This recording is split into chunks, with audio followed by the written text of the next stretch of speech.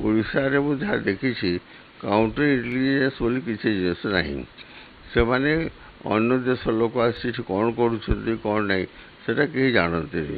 ଯେଉଁମାନେ ଅପହରଣ କରିଥିଲେ ସେମାନେ ହେଉଛନ୍ତି ପାକିସ୍ତାନୀ।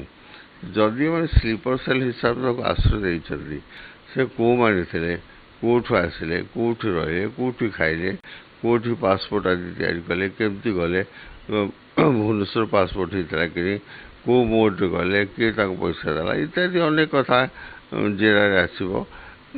ତେଣୁ ସାଙ୍ଗେ ସାଙ୍ଗେ କହିବା କି ଯେ ତାଙ୍କୁ ଏଠି ଆଶ୍ରୟ ନେଇଥିଲେ ବୋଲିକି ସେଇଟା କେଉଁ ଦୃଷ୍ଟିରୁ ନେଇଥିଲେ ଜାଣି ହେଉନି। କାରଣ ଭାରତ ଗୋଟେ ଏମିତି ଦେଶ ଯିଏ ହେଲେ ପଳେଇ ଆସ ଭିତରକୁ ରହିଯିବ। ବାଂଲାଦେଶ ବର୍ଡ଼ର, ପୋରସ୍ ବର୍ଡ଼ର, ନେପାଳରୁ ପଳେଇ ଆସିପାରିବେ, ସବୁ ରହିପାରନ୍ତି। ଏସବୁ ସବୁ ଠିକ୍ ଅଛି।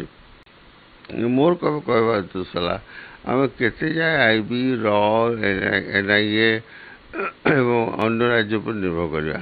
ଆମ ନିଜସ୍ୱ ମେକାନିଜମ୍ ଏପର୍ଯ୍ୟନ୍ତ ହେଇନାହିଁ। ସେ ମେକାନିଜମ୍ ହେବା ନିତାନ୍ତ ଦରକାର। ମୁଁ ଅନେକ ଥର କହି ଆସିଲିଣି। ନହେଲେ ଆପଣ ଦେଖିବେ ଗୋଟେ ବଡ଼ ବିଘଟନଟା ଘଟିପଡ଼ିବ। ଆମର ଯେଉଁ ଗୋଇନ୍ଦା ବିଭାଗ ଅଛି ତାର ବିଭିନ୍ନ ବିଭାଗ ଥାଏ। ତେଣୁ ଅନେକ ରାଜନୈତିକ ଖବର ନିଅନ୍ତି, ଅନେକ ଏ ଯେଉଁ ଆତଙ୍କବାଦୀ ଖବର ନିଅନ୍ତି, କିନ୍ତୁ ଯେଉଁ ଆତଙ୍କବାଦୀ ସଂସ୍ଥା ବିଷୟରେ ଖବର ନିଅନ୍ତି ତାଙ୍କ ସଂଖ୍ୟା ନ୍ୟୁନ।